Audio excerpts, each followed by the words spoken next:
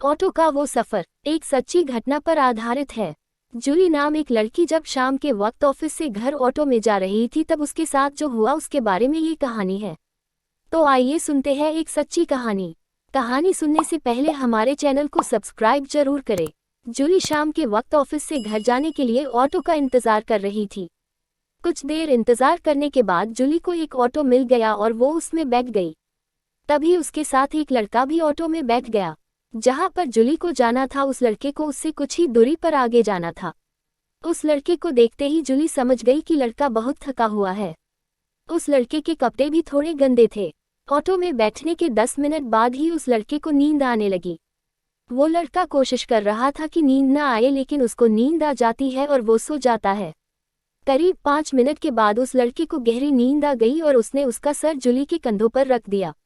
नींद इतनी गहरी थी कि उसको पता भी नहीं चला कि उसने उसका सर जूली के कंधों पर रख दिया है।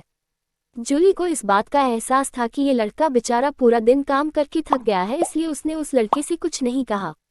5 मिनट के बाद रास्ता थोड़ा खराब आ गया और ऑटो थोड़ा उछलने लगा और एक झटका लगने से उस लड़के की नींद खुल गई। नींद खुलने पर उस लड़के को एहसास हुआ कि उसने अपना सर जूली के कंधों पर रख दिया था।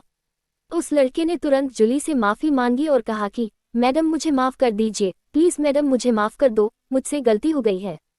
मैंने जो किया उसके लिए मैं बहुत शर्मिंदा हूँ, प्लीज़ माफ़ कर दो। वो लड़का लगातार जूली से माफ़ी मांगता रहा।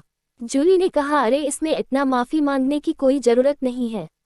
मैंने देखा कि आप बहुत थके हुए थे, मैंने तो सिर्फ आपको 5 मिनट के लिए अपना कंधा दिया, इसमें माफ़ी मांगने की कोई ज़रूरत नहीं है। तुम क्यों इतनी माफ़ी मांग रहे हो? जूली की बात सुनकर उस लड़के ने राहत की सांस ली और कहा कि मैडम आप बहुत अच्छी इंसान हो। लड़के ने जूली से ये भी कहा कि मैं डर गया था कि कहीं आप मुझे आवारा लड़का ना समझ ले। आपने तो इस बात का बिल्कुल बुरा भी नहीं माना। अगर आपकी जगह पर कोई दूसरी लड़की होती तो वो मेरी इस हरकत के लिए पुलिस में रिपोर्ट कर देती। मैडम मैं एक अच्छे परिवार से हूँ और कुछ दिन पहले ही मुझे मार्केटिंग की जॉब मिली है। मैं तो डर गया था कि आप मेरी इस हरकत के लिए पुलिस में रिपोर्ट कर देंगी और उसके बाद मेरे पूरा करियर खराब हो जाएगा। लड़के ने यह भी कहा कि इसके संबंधित मैंने सोशल मीडिया में बहुत सारे किस्से भी देखे हैं। मैं तो अब लड़कियों को देखकर ही डरता हूँ। उस लड़के की ये सब बात सुनकर जूली बहुत हैरान रह गई। हम भी ये बात सुनकर अनुमान लगा सकते हैं कि इस लड़के के दिल में कितना खौफ था। थोड़ा सोचो, अगर इस लड़के ने ये हरकत जूली के सिवा और किसी लड़की के साथ की होती तो क्या होता?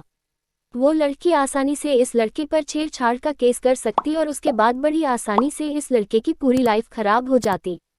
या फिर वो इस जूली की तरह बात को अच्छे से समझती और केस नहीं करती। मैं सभी लड़कियों से यही कहना चाहूँगी कि सभी लड़के या फिर मर्द खराब नहीं होते हैं और वो हमारा फ़ायदा उठाना नहीं चाहते हैं।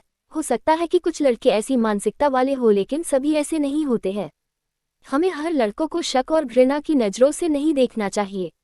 और मैं सभी लड़कों से यही कहना चाहूँगी कि सभी लड़कियां बिना सोचे समझे लड़कों पर केस नहीं करती है।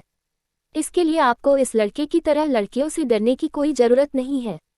अगर आपको हमारी स्टोरी ऑटो का वो सफ़र अच्छी लगी हो तो अपने दोस्तों के साथ शेयर कीजिए और कमेंट में ज़रूर बताइए कि कैसी लगी हमारी स्टोरी। और भी ऐसी ही इंटरेस्टिंग स्टोरी सुनने के लिए हमारे चैनल को सब्सक्राइब जरूर करें।